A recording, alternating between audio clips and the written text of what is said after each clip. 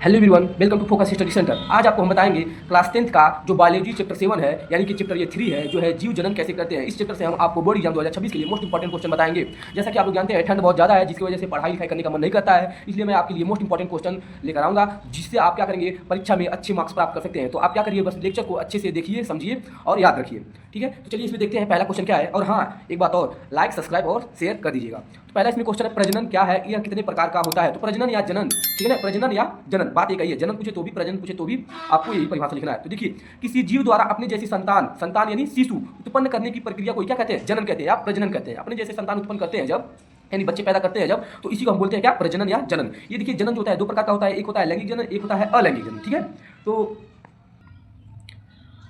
तो देखिए यहाँ पूछ लेगा, अगला पूछ सकता है कि लैंगिक और अलैंगिक जनन में अंतर बताइए। अब एक चीज़ और मैं आपको बता दूं कि अगर पूछ लिया कि लैंगिक जनन या अलैंगिक जनन क्या होते हैं, परिभाषा दीजिए, तो आप लिखेंगे वह जनन जिसमें नर और मादा दोनों भाग लेते हैं उसे लैंगिक जनन कहते हैं। और इसमें क्या होता है, इसमें नर और मादा नहीं, सिर्फ कोई एक ही भाग लेता है, उसको अलैंगिक जनन कहते हैं। ठीक है, तो देखिए इसमें जैसे लैंगिक और अलैंगिक जनन में अंतर पूछ लिया, तो लैंगिक जनन इधर, इधर अलैंगिक जनन। तो देखिए इसमें पहला ये कह रहा है, पहला पॉइंट, इसमें निषेचन की प्रक्रिया यानी निषेचन की क्रिया होती है और इसमें निषेचन की क्रिया नहीं होती है। मतलब क्या होता है, इसमें जब तक निषेचन नहीं होगा तब तक जो शिशु या बच्चा पैदा नहीं होगा। ठीक है ना, निषेचन होना अनिवार्य है, इसमें जो होगा निषेचन होना अनिवार्य नहीं है। ठीक है ना।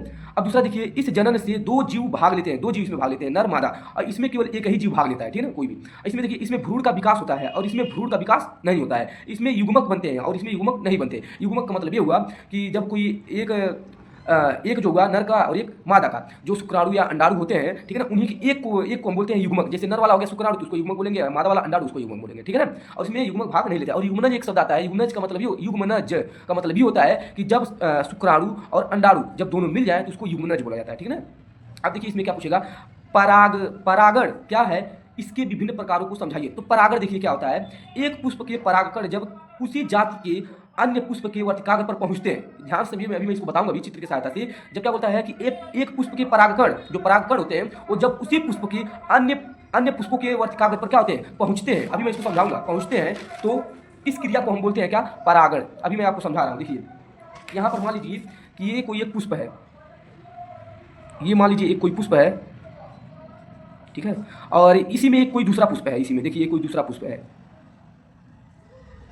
ये कोई दूसरा पुष्प है। ये क्या होता है, जब कहता है कि इसी पुष्प में से, जब इसमें से परागकण जब होता है, इसी पुष्प के, इसी पौधे में अन्य पुष्प का जब इसका परागकण जो होता है उसके वर्तिकाग्र पर जब पहुंचता है, तब यह क्रिया होती है, जिसे क्या बोलते हैं, परागण बोलते हैं। ठीक है ना, यानी ये इसको हम ऐसे बोल सकते हैं कि परागकणों का जो परागकण होते हैं, ऐसे देखिए एक ऐसे होता है, इसी में परागकण भरे होते हैं। ठीक है ना, इसमें परागकण होते हैं, ये जो होता है परागकोश होता है, और इस परागकोश में परागकण भरे होते हैं। परागकण का वर्तिकाग्र तक पहुंचने की प्रक्रिया को ही परागण कहते हैं। कैसे बोलेंगे, परागकोश में क्या होते हैं, परागण होते हैं, और परागकणों का वर्तिकाग्र तक पहुंचने की क्रिया को क्या बोलते हैं, परागण कहते हैं। परागण जो होता है दो प्रकार का होता है, एक होता है स्वपरागण, एक होता है परपरागण।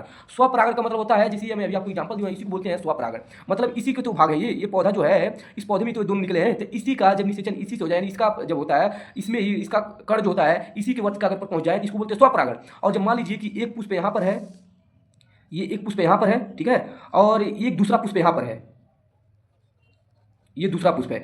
अब देखिए यहाँ पर क्या होता है, जब इसका क्या होता है, इसका परागकण जब ये दूसरे पौधे से एकदम इससे अलग हो, इसमें चिपका ना हो, इससे अलग हो, उसके वर्तिकाग्र पर जाकर जब चिपक जाता है, तब इसको बोलते हैं पर परागण। यानी प से पराया, अप से पर परागण। पराया वाले पे जब ये इसका परागण होगा तो उसको बोलते हैं पर परागण, और जब खुद का खुद में होगा तो उसको बोलेंगे स्वपरागण। तो आपको अच्छी तरह समझ में आ गई होगी। चलिए इसकी परिभाषा देखते हैं। स्वपरागण किसी फूल के परागकोश से परागकण का उसी फूल के वर्तिका तक पहुंचने को ही क्या बोलते हैं, स्वपरागण कहते हैं। ठीक है, अब देखिए, अभी आपको दिखाया हूं मैं चित्र उसी में, तो देखिए अभी आपको दिखाया हूं मैं चित्र, तो देखिए जब किसी पुष्प के परागकण उसी प्रजाति के अन्य पुष्प जिसकी जीन संरचना भिन्न होती है के वर्तिकाग्र पर पहुंचकर उसे परागित करते हैं, तो उसे परपरागण कहते हैं। ठीक है, अब देखिए निषेचन क्या है, तो निषेचन क्या, देखिए निषेचन क्या है, इसके महत्व को समझाइए। देखिए अंडवाहिनी में शुक्राणु एवं अंडाणु के केंद्रकों के संलयन की क्रिया को निषेचन कहते हैं। देखिए अभी मैं आपको दिखा रहा हूँ, एक होता है मादा वाला, फीमेल पार्ट जो होता है, फीमेल पार्ट जो होता है ऐसे होता है। ठीक है, ये मान लीजिए एक फीमेल पार्ट है।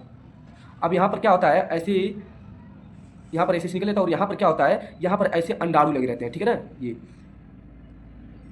ये अंडाणु यहाँ पर रहते हैं। तो क्या होता है कि जब यहाँ पर ये जो होता है इसी को बोलते हैं अंडवाहिनियाँ, इसी में तो यहाँ से शुक्राणु जाते हैं और यहाँ अंडाशय से अंडाणु आते हैं और ये दोनों जाकर इसी में क्या होते हैं, मिलते हैं, उसी को संलयन बोला जाता है। ठीक है ना, इसी को बोला जाता है। इसी को बोल रहा है कि अंडवाहिनी में शुक्राणु एवं अंडाणु के केंद्रकों के संलयन की क्रिया को क्या बोलते हैं, निषेचन बोलते हैं। अब इसका महत्व देखिए, निषेचन के कारण युग्मनज में तुर्क बनना आरंभ हो जाता है। निषेचन यानी जब तक निषेचन होगा नहीं, युग्मनज का मतलब मैं बताया हूँ अंडाणु और शुक्राणु का मिलना, तो जब अंडाणु और शुक्राणु मिल जाते हैं तो उसी को युग्मनज बोलते हैं। जब तक अलग अलग रहेंगे तब तक उसको युग्मक बोला जाता है। निषेचन के कारण युग्मनज में तुर्क बनना आरंभ हो जाता है। ठीक है ना, निषेचन जब होता है तो मतलब तुर्क मतलब जैसे धीरे धीरे भ्रूण बनना स्टार्ट हो जाता है। अब देखिए इसके फलस्वरूप युग्मनज में गुणसूत्रों की संख्या दोगुनी हो जाती है। दोगुनी क्यों हो जाती है, क्योंकि 23 गुणसूत्र जो होते हैं मादा से मिलते हैं और 23 गुणसूत्र जो होते हैं नर से 23 गुणसूत्र और मादा से 23 गुणसूत्र मिलते हैं, तो इसलिए 23 कितना होता है, 46 हो जाता है, दोगुना हो जाता है ना, इसलिए बोला है दोगुना हो जाता है।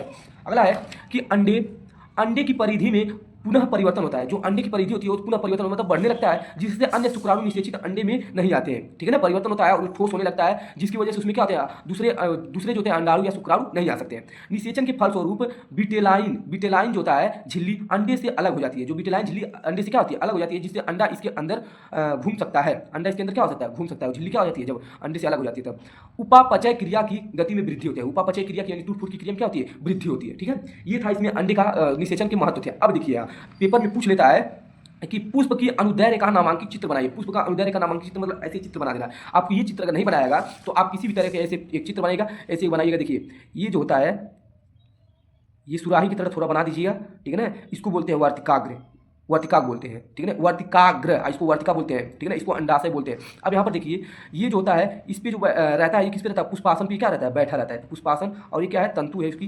ठीक है ना, और यहाँ पर क्या होता है, ऐसे आप दिख रहते हैं, इसको जो बोला जाता है बाहादल बोला जाता है। जो हरी हरी होती हैं, हरी हरी जो इसको जब ये क्या होता है, जब ये फुलाया नहीं रहता है तो इसको चारों ओर से ढके रहते हैं, सुरक्षा प्रदान करते हैं, इसको बोलते हैं बाहादल पुंज। और इसके किनारे किनारे देखते हैं कुछ दिन बाद जब होते हैं इसमें से फूल निकलने लगते हैं, फूल।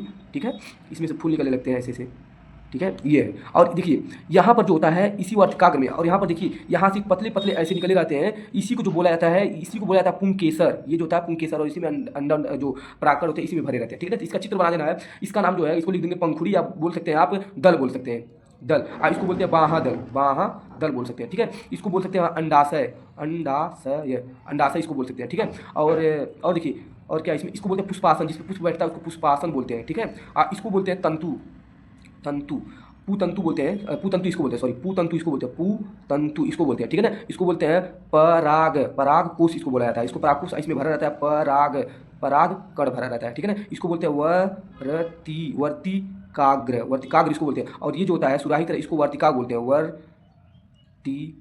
इसको वर्तिका बोला जाता है। ठीक है ना, तो ऐसे ही इसको चित्र को बना के इससे नामांकन उसका कर देना है। आपको जितने नंबर रहेंगे उतने अच्छे से मिल जाएंगे। ठीक है, तो देखिए ये जो है यही चीज़ है यहाँ पर मैं आपको जो बताया बस उतने इंपॉर्टेंट नामों लिख दीजिएगा, बाकी किसी चीज़ को लिखना नहीं है। ठीक है ना, क्योंकि आप वहाँ लिखेंगे तो फंस भी जाएंगे, इसलिए अच्छे से आप क्या कीजिए, जितना मैं नाम इंपॉर्टेंट बताया बस उसी को कहा दीजिए, लिख दीजिए। ठीक है, चलिए देखिए HIV क्या होता है, HIV या क्या होता है, एड्स किसे कहते हैं। तो देखिए HIV का पहले फुल फॉर्म डाल लीजिए। ह्यूमन होता है इम्यूनो डिफिशियंसी होता है वायरस, इसको बोलते हैं मानव प्रतिरक्षी अपूर्णता विषाणु बोला जाता है। फिर देखिए क्या होता है, एड्स का फुल फॉर्म क्या होता है, एक्वायर्ड इम्यूनो डिफिशियंसी, और ये होता है सिंड्रोम होता है। ठीक है ना, एक्वायर्ड इम्यूनो डिफिशियंसी, और ये होता है सिंड्रोम होता है इसका फुल फॉर्म। इसका हिंदी क्या होता है, उपार्जित प्रतिरक्षा न्यूनता संलक्षण होता है। ठीक है ना, इसका अब देखिए होता कहते हैं HIV वायरस शरीर की T4 यानी लिम्फोसाइट कोशिका प्रतिरक्षा तंत्र को नष्ट करता है। ठीक है ना, ये जो होता है प्रतिरक्षा तंत्र को क्या करता है, HIV नष्ट करता है। अतः शरीर के क्षतिग्रस्त T4 लिम्फोसाइट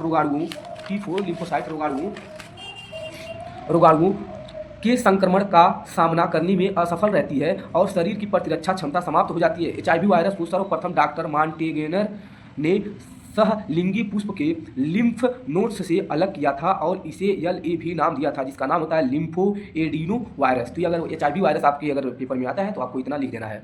ठीक है, अगला देखिए क्या है, इंपॉर्टेंट है ये, नर जनन तंत्र व मादा जनन तंत्र की चित्र सहित व्याख्या कीजिए। तो ये नर जनन तंत्र है। देखिए ये नर जनन तंत्र है, ये जो होता है इसको बोलते हैं क्या, मूत्राशय बोलते हैं। और ये जो निकला आपको दिख रहा है यहाँ पर, इसको बोलते हैं मूत्रवाहिनियाँ बोला जाता है। ये जो निकला है मूत्रवाहिनियाँ, जहाँ से मूत्र यहाँ पर एकत्रित होता है, और इसको बोलते हैं, ये जो आया है इसको बोलते हैं शुक्रवाहिका, क्योंकि इसमें शुक्राणु आते जाते हैं इसलिए शुक्रवाहिका बोला जाता है। ठीक है ना, और इन देखो अब कब इसमें से शुक्राणु निकलना है और कब इसमें से मूत्र निकलना है, उसका जो होता है नियंत्रण करता है प्रोटेस्ट ग्रंथि करता है। ठीक है ना, अब देखिए यहाँ पर जो नीचे वाला ये पार्ट होता है, ये वाला जो पार्ट दिख रहा है इसको बोलते हैं सिस्वन। ठीक है, सिस्वन बोला जाता है। और जो साइड में ये आपको जो दिख रहे हैं दो, इसको बोला जाता है ब्रीसड बोला जाता है। ठीक है ना, ये पुरुष में इसकी संख्या 2 थी, ब्रीसड इसको बोला जाता है। और और ये इसी के ऊपर थोड़ा सा अधिवृक्क होता है, ब्रीसर के ऊपर ये अधिवृषण होता है, ठीक है।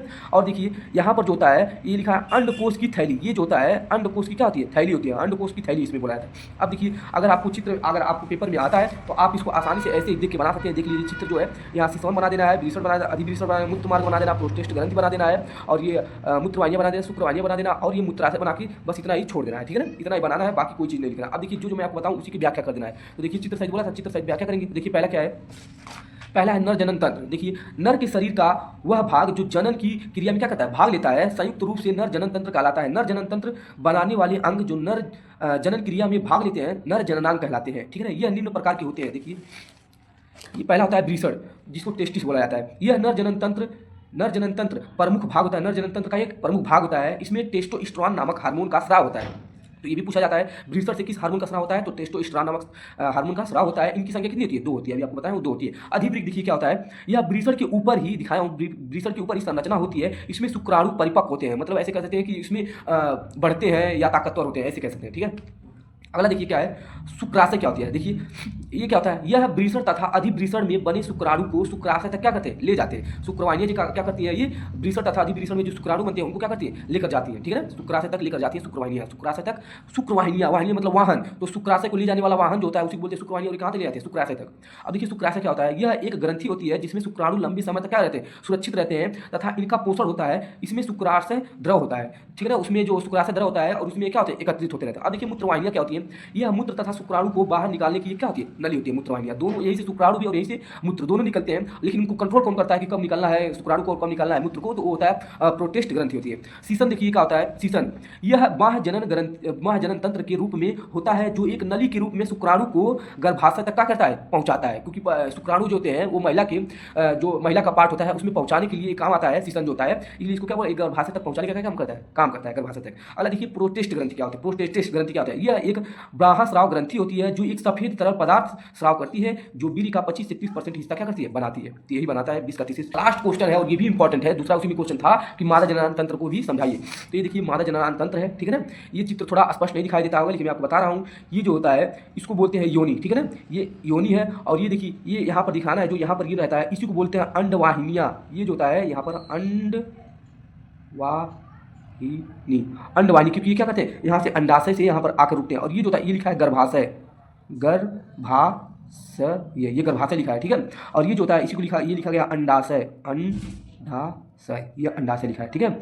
और ये जो लिखा है ये आपको मैं इंपॉर्टेंट चीज़ इसमें बता रहा हूँ। देखिए पहला क्या योनि के बारे में बनाना है, दूसरा बात अंडाशय के बारे में बताना है, और तीसरा जो है ये अंडवाहिनियाँ बता देना है, ठीक है ना। और ये चौथा गर्भाशय बता देना, ठीक है ना। ये गर्भाशय होता है, यहाँ से शुक्राणु क्या आते हैं, इस रास्ते जाते हैं, यहाँ जाते हैं, और अंडा जो होता है इस रास्ते आता है, और दोनों यही पर क्या यहाँ पर संलयन करते हैं, जिसकी वजह से क्या होता है, निषेचन होता है, ठीक है। तो अब देखिए इसमें जो भी इंपॉर्टेंट पार्ट है मैं उसके बारे में बताता हूँ। देखिए पहला क्या है, अंडाशय। इनकी संख्या एक जोड़ी होती है, जैसे मेल पार्ट में जैसे 2 अंडाशय होते हैं, सॉरी 2 ब्रीसर होते हैं, वैसे महिला पार्ट में जो होता है 2 अंडाशय होते हैं, एक यहाँ और एक यहाँ पर होते हैं। इनकी संख्या एक जोड़ी उधर गुहा के दोनों ओर होती है, ये गुहा उधर गुहा के दोनों ओर क्या होती है, 2 होती है। इसमें से अंडाणु क्या होते हैं, निकल कर यहाँ पर आते हैं, ठीक है ना। अब देखिए यहाँ पर एस्ट्रोजन क्या है, यह द्वितीय गौण लैंगिक लक्षण होता है। एस्ट्रोजन का मतलब होता है जैसे लड़की नहीं होती है तो लड़की की आवाज़ में थोड़ा बदलाव आ जाना, उनके जो होते हैं जांघ का चौड़ा होना, सीने का चौड़ा हो जाना, या ऐसे बोल सकते हैं कि और इनको कह सकते हैं आवाज़ में भारीपन होना, सीने का चौड़ा होना और कमर का चौड़ा होना, ये जो होता है इसी को बोला जाता है एस्ट्रोजन। और ये कारण जो होता है द्वितीय लैंगिक लक्षण को बताता है, मतलब इससे पता चल जाता है द्वितीय गौण लैंगिक से कि अब ये लड़की जो है या जो ये औरत ये क्या हो रही है, बड़ी हो रही है, तो इसको ये द्वितीय पहचान इससे होता है, ठीक है ना। अगला है प्रोजेस्टेरॉन क्या है, प्रोजेस्टेरॉन क्या होता है, यह भ्रूण को गर्भाशय से जोड़ता है। ये जो होता है प्रोजेस्टेरॉन जो होता है ये भ्रूण को गर्भाशय से जोड़ता है, ये जो गर्भाशय है इसी से क्या कहता है, ये जोड़ता है प्रोजेस्टेरॉन। अगला देखिए ऑक्सीटोसिन क्या होता है, यह महावारी प्रक्रिया को नियंत्रित करता है। महावारी मतलब जो होता है पीरियड जो होता है उसी को क्या करता है, ऑक्सीटोसिन जो होता है नियंत्रित करता है। देखिए एक बार जो होता है यहाँ से जो होता है इस अंडा से, और एक बार यहाँ 2 अंडा से, इसलिए जो होता है इसमें एक बार जो होता है नियंत्रित करने का कब, यहाँ से मतलब यहाँ से कब, ये यहाँ से जो होता है ना कि 2 बार पीरियड का चक्र होता है, तो एक बार इधर से यहाँ से होता है तो ये वाला बंद रहता है, और जब ये इधर से होता है इधर से होता है तो ये वाला बंद रहता है, इसलिए जो होता है इसको नियंत्रित करता है कौन, तो ऑक्सीटोसिन। अगला है रिलैक्सिन। रिलैक्सिन यह प्रसव पीड़ा को क्या करता है, कम करता है। प्रसव मतलब ये होता है जब महिला डिलीवरी होती है महिला की, तो उसकी पीड़ा जो होती है ना उसी को रिलैक्सिन क्या करता है, कम करता है। सहायक जनन ग्रंथि, देखिए सहायक जनन ग्रंथि क्या होती है, बार्थिलिन जो होता है, एक बार्थिलिन ये क्षारी चिपचिपा पदार्थ का स्राव करता है, जिससे क्या होता है शुक्राणु जब अंदर जाते हैं तो क्या आसानी से प्रवेश कर सके, वरना जब ये जब चिपचिपा पदार्थ का स्राव नहीं करेगा तो वहाँ पर सूखा स्थान रहेगा और जिसकी वजह से वही चिपक शुक्राणु क्या आ जाएंगे, मर सकते हैं, इसलिए चिपचिपा पदार्थ छोड़ता है जिससे शुक्राणु क्या मरते नहीं है, ठीक है ना। अगला है पेरिनीलियल, पेरिनियल, पेरिनियल क्या होता है, यह एक गंध युक्त पदार्थ का स्राव करता है, ये जो होता है महिला की पार्ट से या पुरुष की पार्ट से ये क्या करता है, एक गंध का स्राव करता है, ठीक है। तो इस चैप्टर से इतने मोस्ट इंपॉर्टेंट क्वेश्चन बन सकते थे, मैंने आपको बता दिया, ठीक है ना। तो वीडियो लाइक और सब्सक्राइब शेयर कर दीजिएगा। नेक्स्ट वीडियो में हम आपके लिए आएंगे, नेक्स्ट वीडियो में हम आपके लिए नेक्स्ट चैप्टर लेकर आएंगे, तब तक के लिए जय हिंद जय भारत।